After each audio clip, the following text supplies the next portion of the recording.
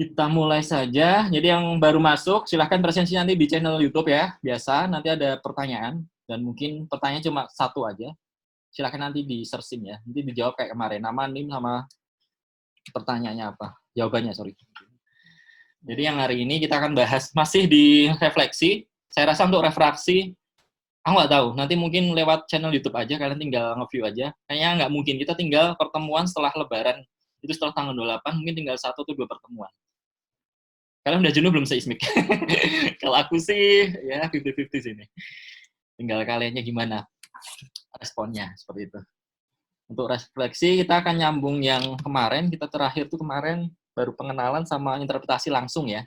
Jadi untuk bagaimana mengolah data seismik, ataupun cara mendapatkan rumus, mungkin nantilah ada beberapa formula ya, seperti itu. Itu akan seperti apa.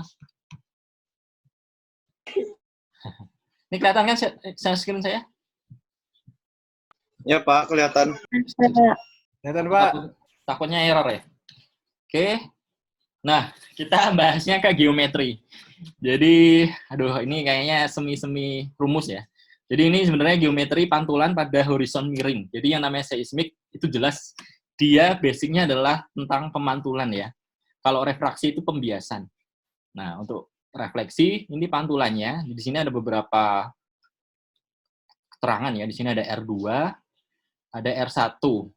Nah, ini bukan R2 sama R1, saya ingat stick PS ya. Nah, di sini R2 itu apa? Itu receiver. Kalau R1 itu juga sama. Jadi receiver 1 sama receiver 2. Source-nya itu yang S. Nah, jadi di sini sumbernya itu dia bisa memantulkan ke arah R1, ini ya, dari R1, pantulan sini, ke D, lewat D titik D ini, langsung pantulan ke R1 sini. Jadi dari source ini, dia dipancarkan gelombangnya, kemudian dia dipantulkan lewat, ini ada bidang nih, ada bidang kemiringannya nih, garis lurus ini yang A, B, C, D ini. Kemudian dari bidang ini dia dipantulkan ke R1. Itu untuk pantulan yang pertama, atau receiver yang pertama. Yang kedua, nah ini dari source ini, dia bergerak ke kiri ini, melewati A. Kemudian dia ditangkap oleh receiver atau geofone namanya, ke permukaan yang di R2 ini. Kemudian di sini ada keterangan ya, titik S aksen merupakan bayangan mirror dari titik S. Jadi S aksen adalah yang di bawah ini, kemudian S di sini. Jadi sebenarnya ini cuma ya ini kayak dipantulkan ya. Ini yang di permukaan di sini, dan ini mungkin bisa kalian bayangkan di bawah permukaan. Kalau enggak kalian ngelihat muka kalian di air gitu ya. Jadi ada bayangan di bawah air seperti itu. Itu juga sama. Jadi di sini waktu tempuh gelombang untuk mencapai R1 dan R2, ini ya, R1 sampai R2. Nah, ini waktu tempuhnya. Jadi ini ada waktunya nih. Dia dipancarkan ini ada berapa waktu. Dia besarannya bukan dalam jam atau menit, tapi milisecond ya, seperti itu. Jadi dia mili. Jadi 1 second itu udah cepat. Tapi kalau ini lebih cepat lagi ya, milisecond seperti itu. Nah, ini dia dianggap berasal dari titik S aksen. Nah, dari S aksen di sini. Dan titik S petik, nah ini di sini ada S aksen sama S petik ya, adalah proyeksi vertikal titik S ke permukaan. Nah, jadi titik S aksen di sini, ini kan dia bayangan dari S ini. Nah, S aksen yang ini dia merupakan proyeksi vertikal. Jadi ini dapat dianggap sama S aksen dengan S petik seperti itu. Cuma kalau S aksen itu di bawah permukaan, kalau S petik dia di permukaan. Dan jarak terpendek minimum dari S mana S, B ini ya, B ke S petik. Itu merupakan jarak paling minimum. Jadi sebenarnya ini ada beberapa pantulan. S ini ya, ini SDR 1, kemudian SB S petik, kemudian ada SAR2 seperti itu. Nah, di sini ada keterangan H. H ini dia kedalaman ya, atau mungkin jarak seperti itu. Nah, ini di sini H-nya juga sama ya. Jadi yang ABC ini yang merupakan titik-titik hasil pemantulan ya dari source yang kemudian dipantulkan lagi ke receiver seperti itu. Kemudian di sini ada keterangan karena jarak S petik itu lebih panjang dari S ini ya, S aksen itu lebih panjang dengan S petik, sehingga ada yang namanya zero offset time. Nah, di sini ada titik tempuh yang nilainya 0 ya, atau yang lebih besar. Dia lebih cepat. Ini istilahnya seperti itu dari T min-nya, minimalnya seperti itu. Ini untuk geometrinya. Jadi supaya kalian nggak bingung-bingung kenapa ada banyak ya. Jadi pantulan itu memang banyak ya di sini, ada tergantung receiver-nya. Kalau mau 3 juga bisa, 4 juga bisa. Di sini yang dicontoh itu cuma 2. Kemudian next ya.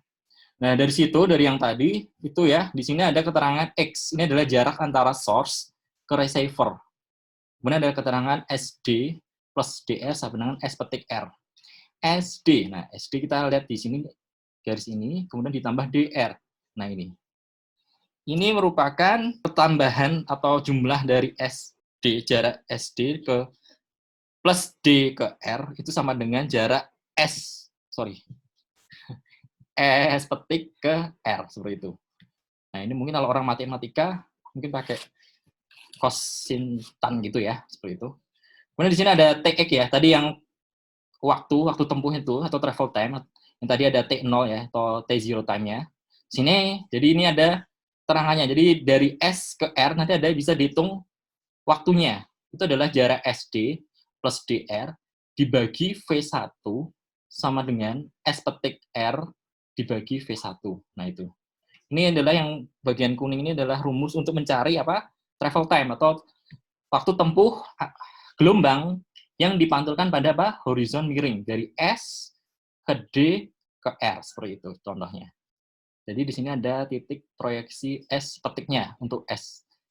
Untuk yang S ya. Kemudian di yang ini S aksen untuk pantulan atau mirror dari S, dan S petik ini diumpamakan di permukaan sebagai S petik.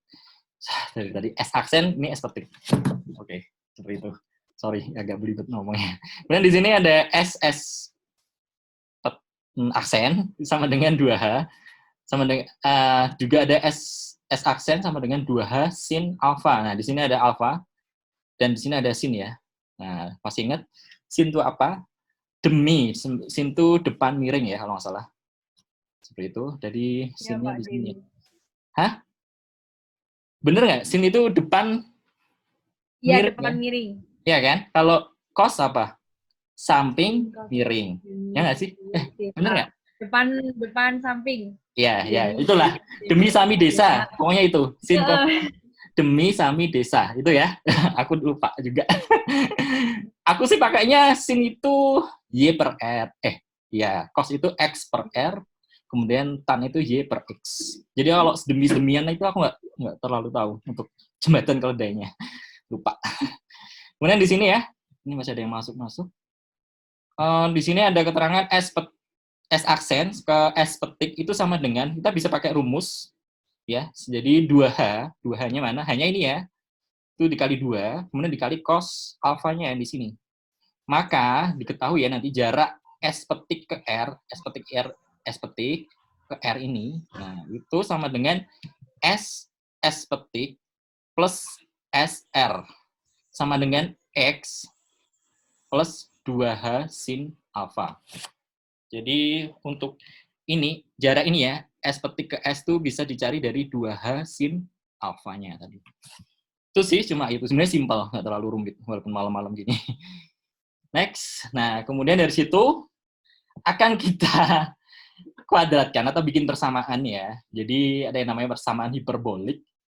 Kenapa hiperbolik ya? Kemarin aku udah nyinggung kalau refleksi itu diumumkan sebagai setengah lingkaran atau kurva setengah lingkaran seperti itu, atau diproyeksikan sebagai bola.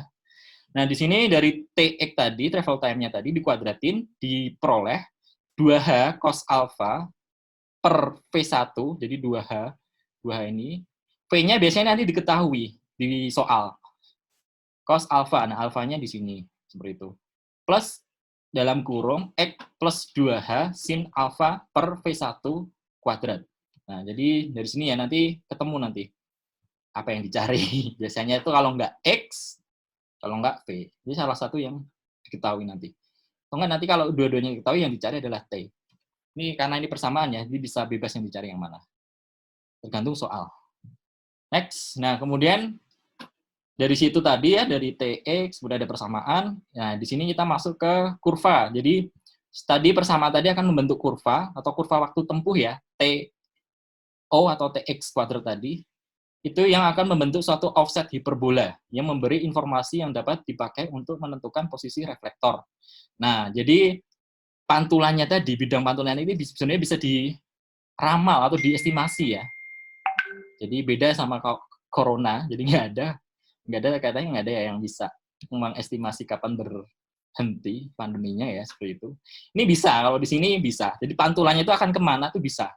Nah, ini lewat tadi persamaan tadi. Ya, di sini ada TO, T-min, kemudian di sini ada actual source point. Nah, ini S yang sebenarnya. Kemudian di sini ada S petik itu adalah yang apparent. Apparent itu adalah yang semu. Ya. Sama kayak kalian mengukur strike dip, itu ada yang namanya strike dip asli, true dip, sama apparent dip. Nah, itu sama aja. Yang true dip biasanya yang dipakai. Kemudian di sini ada keterangan S petik sama dengan 2H tadi, sin X. Nah, kemudian waktu yang diperoleh ya, atau waktu terpendek atau minimumnya, itu untuk S petiknya ini ya, X min ini dengan posisi updip terhadap titik tembak. Nah, ini berarti apa updip? Dia utara selatan atau tegak lurus seperti itu dengan bidang S-nya. Jadi ini TX-nya ini. Nah, ini. Jadi kurvanya ini X jaraknya dan ini waktunya. Biasanya seperti itu. Next. Nah, di sini ya nanti jarak antara titik ketembak aktual S dengan titik tembak semu atau S petik ditentukan oleh 2H sin A, alfa. Di mana alfa adalah kemiringan reflektor. Nah, jadi biasanya alfa itu udah diketahui. Atau enggak nanti ada bagian yang diketahui, supaya kita tahu bisa dihitung. Nah, dari sini, dari kemiringan itu tadi, kita peroleh cos alfa itu sama dengan T min per TO, atau sama dengan H, sama dengan X min per 2 sin alfa. Santai aja, ini ada beberapa yang sudah tahu nanti, kalau misalnya dia dibuat soal seperti itu. Kemudian untuk kedalaman ya, atau D, untuk reflektor, itu adalah X min kali TO per 2 T min sin alfa. Seperti itu. Mungkin nanti sambil dilihat kurva yang tadi ya. Nah, ini lewat sini. Ini diperolehnya dari situ. Untuk persamaan dua ini. Seperti itu ya. Kemudian kita lanjut. Nah, kemudian setelah ada kurva, kita bikin penampangnya seismik itu melalui yang namanya seismogram. Nah, kemudian dapat dilakukan plotting data dan dibuat grafik X kuadrat min T kuadrat. Nah, itu X tadi yang di sini, T itu yang sumbu Y ya, seperti itu. Kemudian dapat dihitung nilai X min, T min, dan TO atau T0.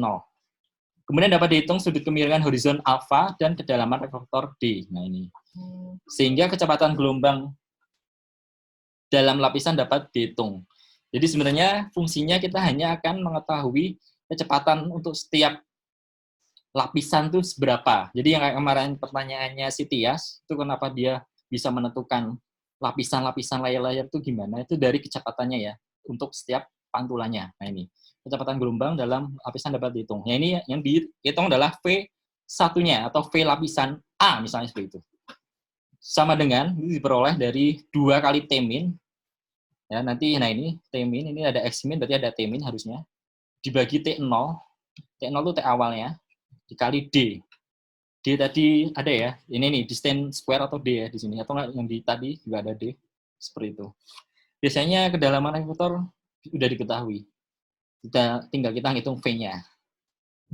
Next, nah dari sini kita akan menghitung ya, ada cara lain juga untuk menghitung lapisan kemiringannya itu seberapa ya. Itu dengan cara yaitu beda antara dua waktu tempuh. Nah itu tadi. Jadi waktu tadi ya TX, nah ini ada dua waktu, ini yang pertama, ini yang kedua. Jadi di sini ada delta TD. Nah di sini ini untuk yang pertama, kemudian ini untuk yang kedua. Jadi kita menghitung waktu tempuh yang titik ini sama titik ini. Itu diperoleh dengan delta TD atau the deep move out time itu sama dengan TX min T min X seperti itu. Ya, ke sini kita negatif jadi min X ya. Ke sini kita positif. Nah, atau enggak kita lihat yang di bawahnya ini. Ini min X, ini X. Jadi S ini tengah-tengah. Anggap aja S itu 0.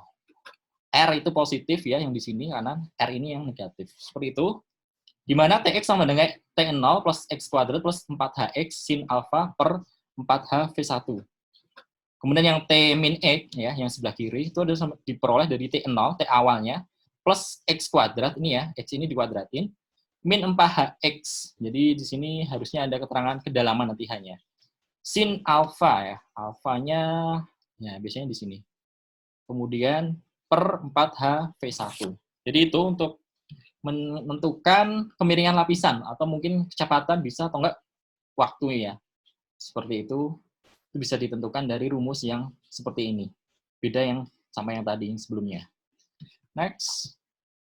Nah, dari situ tadi, nah di sini kita cari lagi, jadi bisa ada yang join ternyata.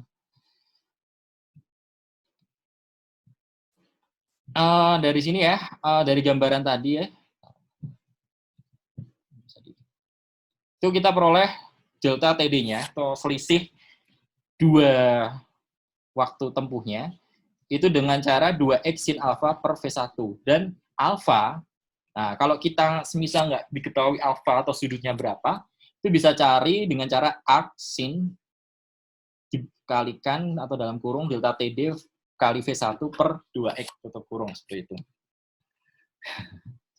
Nah, kemudian inilah kita akan tahu pasti bahwa lapisan-lapisan nanti yang kita ukur tadi itu tuh akan seperti apa pantulannya, sudutnya seperti apa, itu bisa digambarkan dari yang ada di depan ini ya. Di sini ada keterangan H1, berarti ini dari permukaan S ke R ini sebagai X, kemudian dari bawah S ini sebagai H1 atau lapisan kedalaman 1.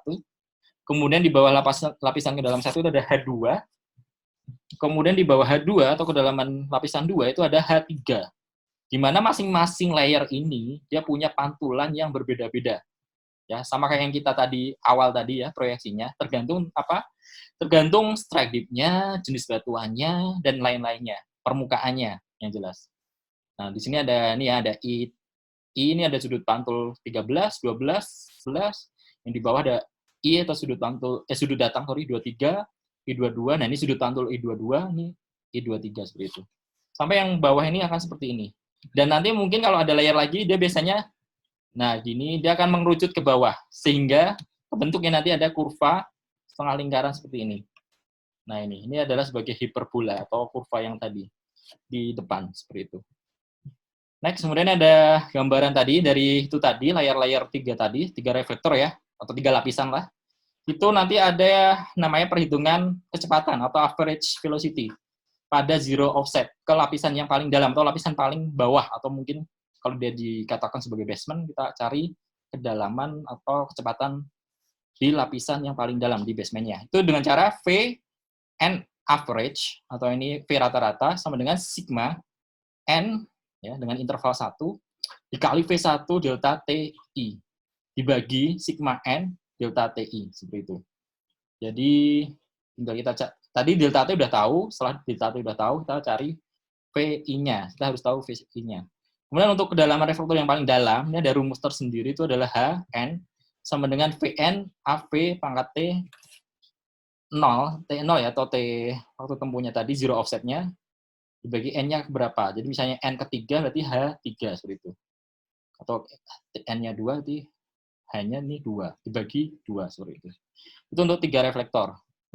Kemudian, nah di sini ya, ini untuk reflektor tadi, ini adalah seismogram ya, jadi ini ada 3 lapisan, di mana 3 lapisan ini, nah ini ya, ini 1, ini 2, ini receiver-nya, ya, direkam dengan sistem 24 channel.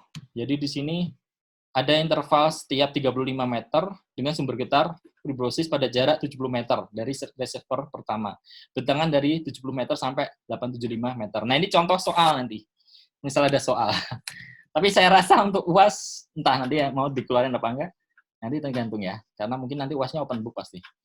Nah, jadi ini contoh soalnya kan seperti ini keterangannya, ada reflektor, kemudian ada 24 channel, interval atau jarak spasi R-nya yang ini ya, dari titik segitiga atau panah ini adalah 35 meter. Sumber getarnya fibrosis dan jaraknya 70 meter. Jadi sumber getar S-nya itu 70 meter dari R1 seperti itu.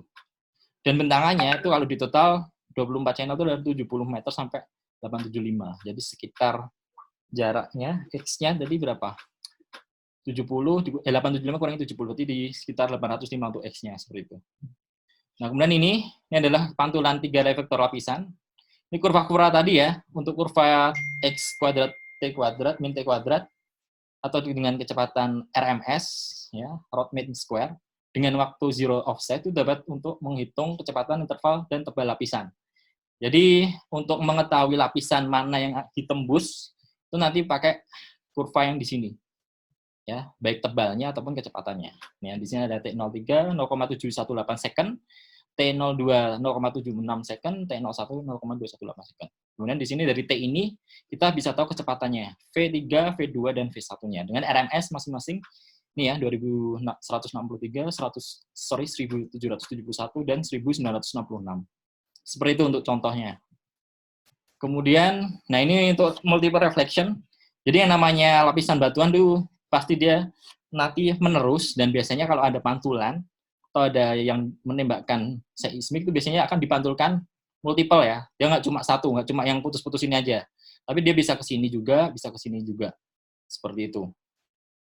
Kemudian di sini ada, nah ini ada keterangan primary reflection-nya, ini yang pertama, yang primer. Kemudian ada first multiple-nya, kemudian ini adalah back leg-nya ya, itu jarak antar ininya, multiple-nya, kemudian ini ada interbed multiple-nya antar lapisannya.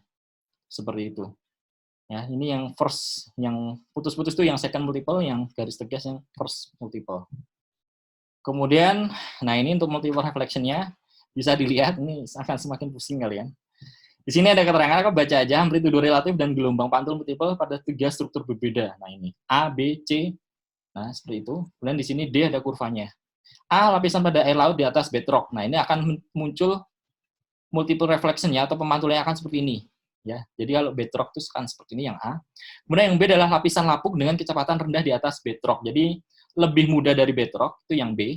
Seperti ini, bisa dilihat ya, hampir sama sebenarnya. Tinggal dilihat angkanya ya, perbedaannya. Kemudian ada C, interbed ya. Ini antar lapisannya itu di dalam lapisan dengan kecepatan yang relatif tinggi. Nah, kalau yang B itu tadi kecepatan rendah, yang ini yang tinggi. Itu bentukannya kan seperti ini untuk pemantulannya. Dan kemudian adalah yang D adalah hasil numeris untuk masing-masing model diplot pada grafik. Amplitudo menurun dengan perubahan multiple. Nah ini, dia kurvanya akan cenderung pertama tinggi, dia ke arah kerendah ya, untuk ke order atau multiple event-nya ke yang lebih besar seperti itu. Next, kemudian di sini, nah ini ada yang discontinuous reflection. Kemarin udah nyinggung, jadi ada beberapa lapisan yang dia nggak menerus, mungkin ada terjadi sesar atau patahan seperti itu, atau mungkin hubungan stratigrafi yang lain ya, menjari, melensa, melidah, membaji seperti itu. Nah dari situ ya kita bisa lihat, di sini pantulannya dia ada yang mungkin ada yang pantulannya nggak sempurna ya. Di sini refleksi dan refraksi. Nah, di sini ada terjadi refraksi pada reflektor yang terpotong. Jadi refraksi dia akan terbias karena ada sesuatu yang berbeda jenis batuan atau apa seperti itu ya. Jadi di sini ada V1 dan V2. Nah, ini contohnya adalah struktur patahan.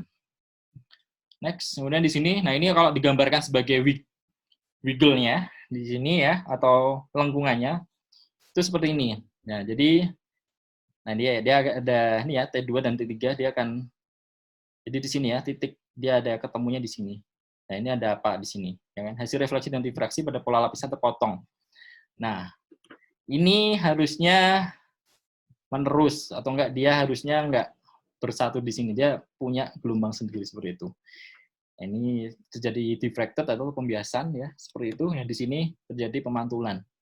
Nah, seperti itu. Kemudian, nah di sini ada keterangan NMO.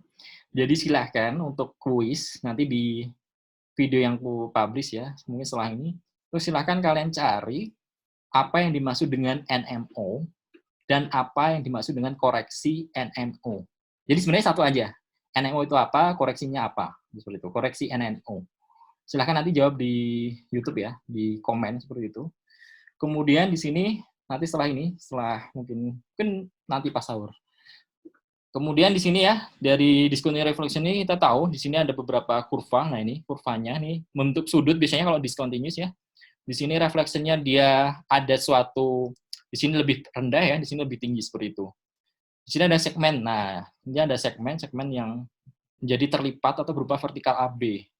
Nah ini ya, A, B. Nah, seperti itu. Maka waktu pantulan harus disesuaikan sesuai jarak dengan OB. Nah, seperti itu. Jadi ada suatu koreksian nantinya kalau ada suatu discontinuous refleksi, yaitu dengan cara memperhatikan HB tadi dan segmen SB dan RM seperti itu.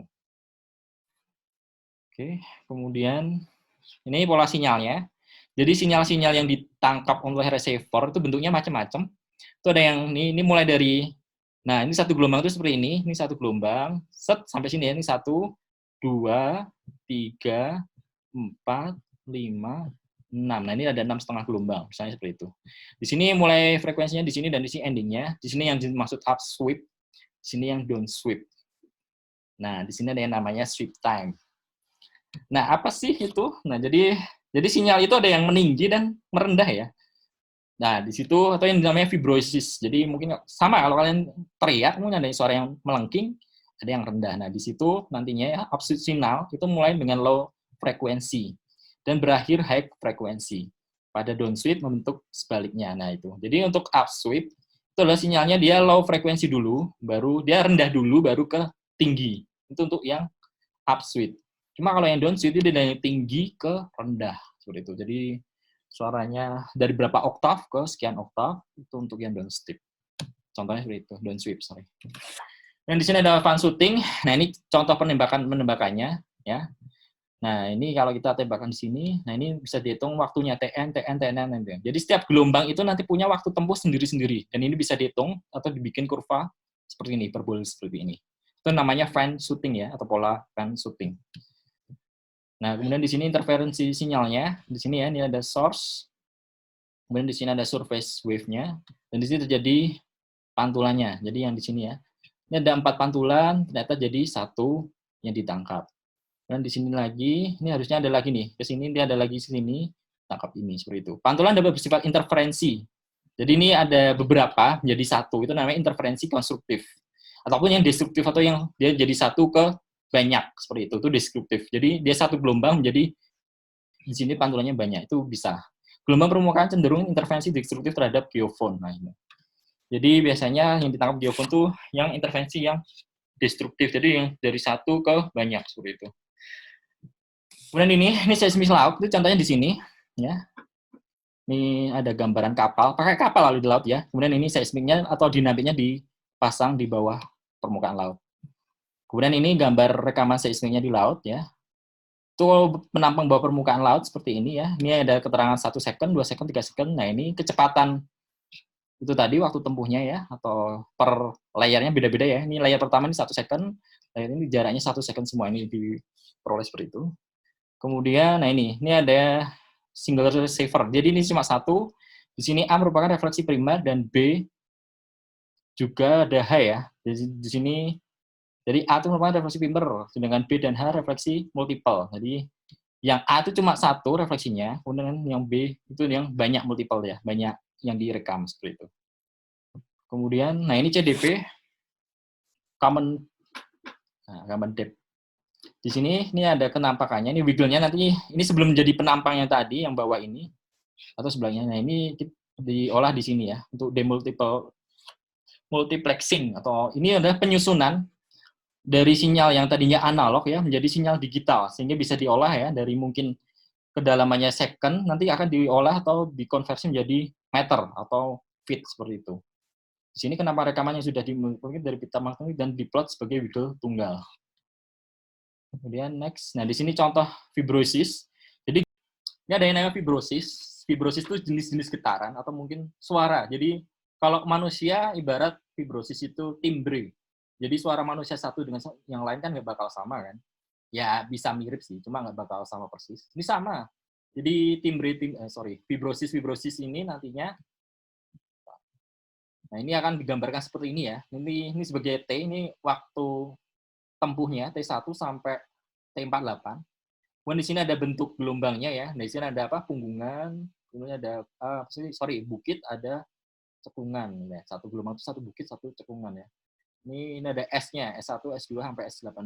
Nah, di sini ada korelasinya antara S sama T ya, sebagai C atau correlation, yaitu dari C1 sampai ke C30. Jadi, ini nggak semua kalau di sini T48, S18, di sini ternyata hanya mungkin ya, contohnya cuma sampai C30, atau mungkin di sini ada T30 atau C30, ini akan digambarkan seperti ini. Yang di sini dia cuma pendek. Mungkin ini gelombangnya beda-beda, seperti itu. Timbre warna beda-beda ya, ada yang bisa oktavnya tinggi, ya ini yang tinggi itu, nah ini bisa tinggi, Ada yang cuma rendah seperti ini, ya. Yang bisa suara manusia kan juga sama kan, nyanyinya bisa nada tinggi atau bisa cuma yang nada rendah. Ini namanya fibrosis. Nah ini kalau yang tadi fibrosis itu jenis suaranya, ini sinyal yang dipancarkannya. Jadi sinyal yang dipancarkan juga macam-macam. Ini bentuknya seperti ini ya. Nah ada yang seperti ini dia apa ini? Ini apa? Nah ini pokoknya kayak gini sebenarnya dari lurus. Ada yang dia lurus dulu baru dia bentuk bukit, cekung, bukit, atau tinggian, rendahan gitu. Nah, ini yang reflection aja dia beda-beda ya di sini. Reflection 1 dia seperti ini, tipe sinyalnya yang dipancarkan ataupun yang bakal ditangkap. Yang 2 seperti ini, yang 3 seperti ini. Ya, kemudian di sini ini yang ground motion itu yang ditangkap di dalam. Jadi di dalam tanah ya, itu mungkin rata-ratanya kan seperti ini. Dan di sini ini ada yang dari data lapangan. Ya, jadi di lapangannya kan seperti apa? Ini masih ada yang masuk. Nah, ini dia, Nah, ini ya field record-nya seperti ini. Jadi, kalau kalian lihat pengukuran denyut jantung sama orang yang udah sakaratul maut, itu sama ya gambarnya. Yang deg-deg-deg-degnya itu, apa nggak tahu, aku nggak tahu namanya. Nama alat yang di kedokteran itu. Sama, itu kan gambarnya seperti ini. Atau sandi rumput ya kalau di pramuka. Nah, di sini ada keterangan zero time. Ini waktu awal dari gelombang ya, satu gelombang maksudnya. Ini ada berbagai gelombang ya di sini. Jadi ini ada berapa gelombang bisa dihitung ya. Satu gelombang itu satu bukit, satu cekungan seperti itu. Nah ini juga sama. Di sini yang sudah diproses atau direkord. Atau di sini prosesinya kan seperti ini yang di paling bawah. Oke lanjut. Nah di sini ada CDP. Nah CDP ini dia pengumpulan ya atau pemusatan dari beberapa. Nih dari yang A. Ya, ini yang A ini SR, ini SR, ini SR. Jadi dia terpisah yang A ini untuk dari source, kemudian dipantulkan ya dari bidang pantulnya ke receiver, ini juga sama. Ini ada 4 SR. Nah, dari 4 SR itu tadi dia akan ini akan dipusatkan atau diolah ya, atau direkapitulasi. Nah, atau reflection travel path untuk A common offset dan B untuk common midpoint gather. Jadi di sini ada satu titik tengah ya dari 4 tadi 4 source sama 4 receiver tadi, nanti di tengahnya namanya CDP.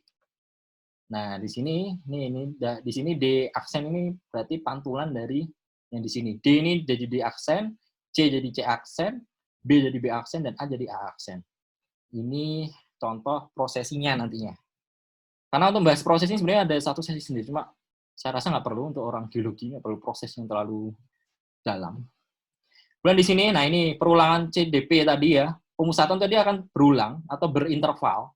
Nanti akan tergambar seperti ini, dari A, ini ya, perulangan CDP gather pada seismogram, gambar A menunjukkan posisi sumber dan penerima.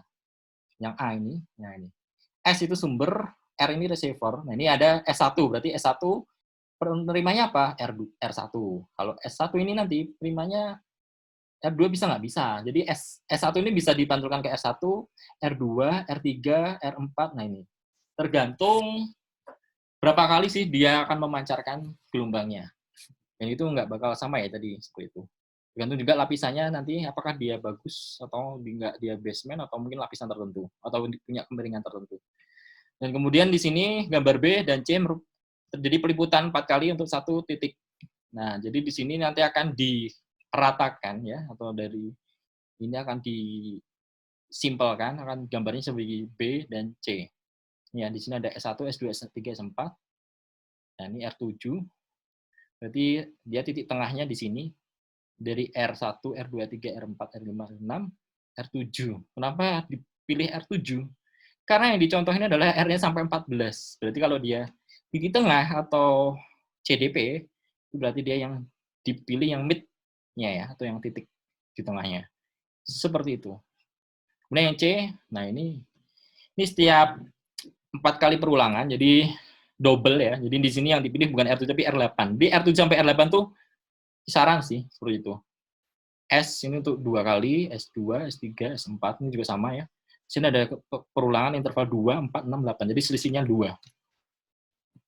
Atau perlipatannya ada 2 kali sinyal atau mungkin penerimaan. Kemudian di sini ada koreksi. Nah, ini Aku nggak bakal bahas koreksi terlalu dalam karena di Gravity kalian sudah terlalu banyak koreksinya. Di sini, jadi di seismik juga sama ya. Dalam pengolahan seismik itu juga diperlukan koreksi. Salah satunya adalah koreksi statik ya. Dilihat di sini, di A. Di sini kita lihat ya. Nah ini ada VO atau V awalnya yang di dekat permukaan. Kemudian ada V1 dan V2.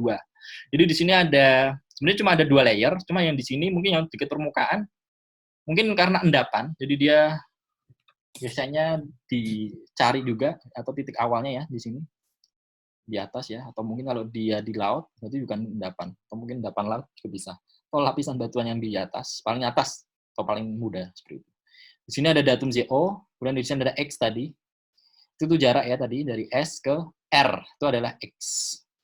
Kemudian di sini ada S, kemudian dipantulkan ke R1, kemudian di sini S juga dipantulkan ke R2. Jadi dalam satu sumber, dia bisa diterima ke R1 dan R2. Atau enggak tadi yang sebelumnya dia bisa sampai R14 atau R7 seperti itu. Kemudian di sini, nah ini ada keterangan weathered zone. Nah, benar kan? Kalau di sini ada weathered atau apa?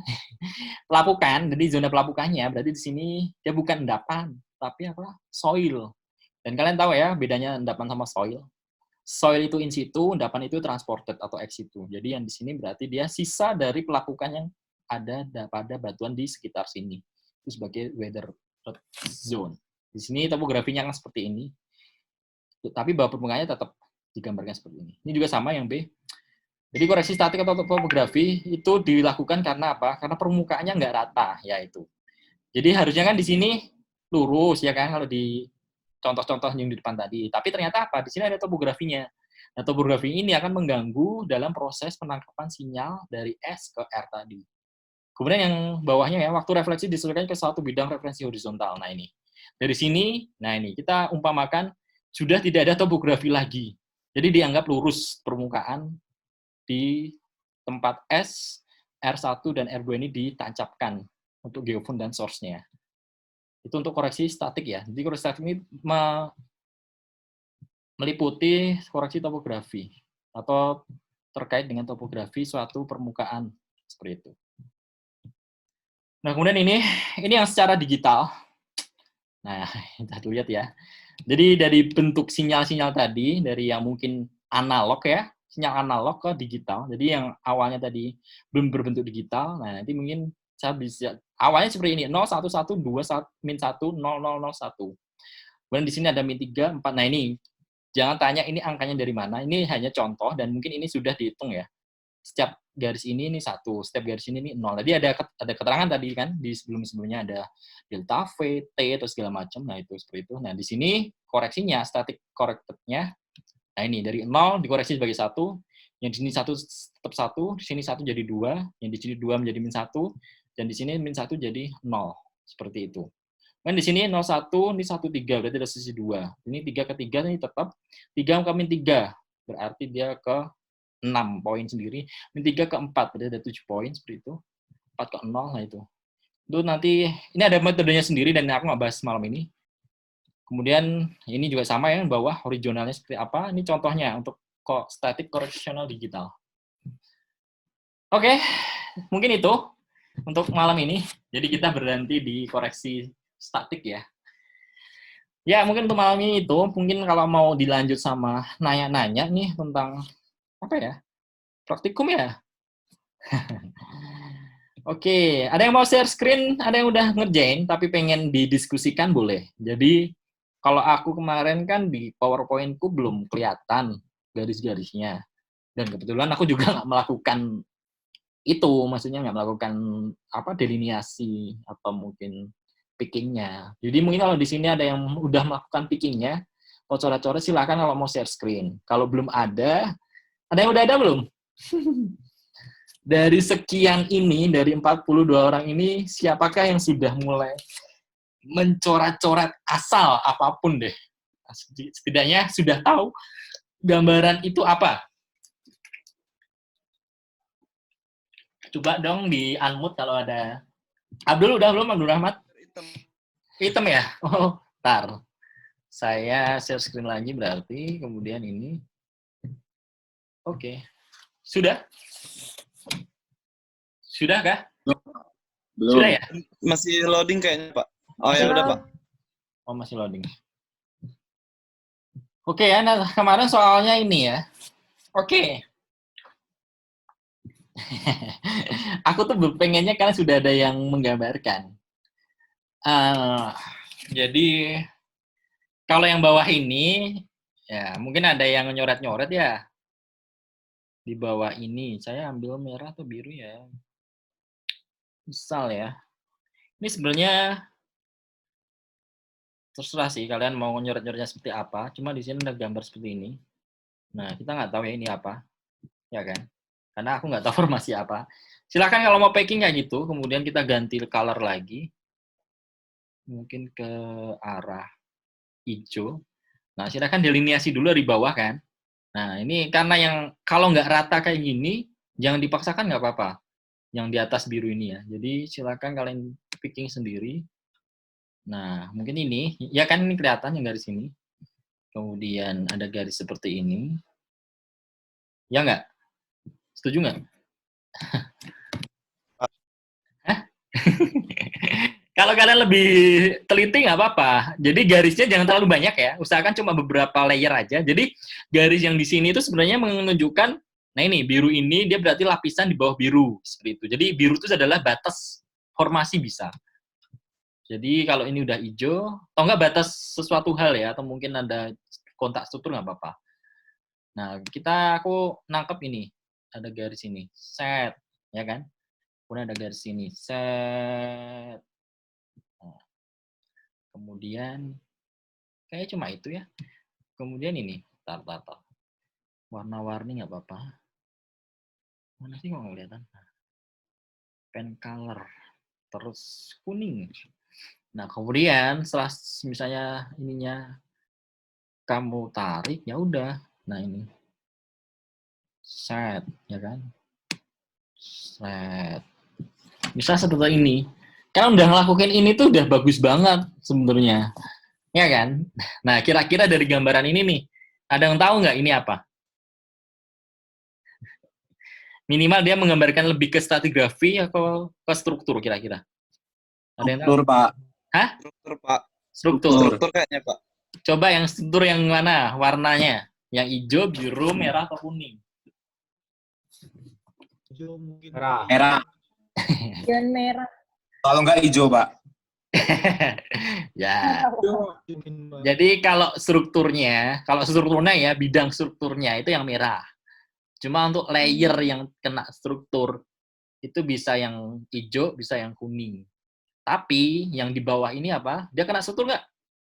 Enggak ya? Enggak, Pak. Nah, berarti Enggak, Pak. Aduh. Ini bisa di ini nggak sih? Mana sih gambar gue hilang? Bisa di pen color ya.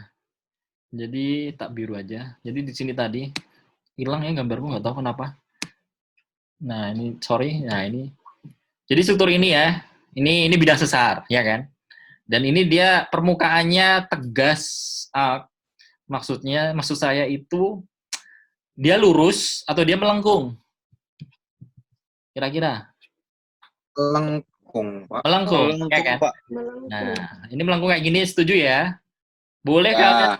kalian teruskan sampai sini. Hop. Nah, ya kan? Ini juga sama.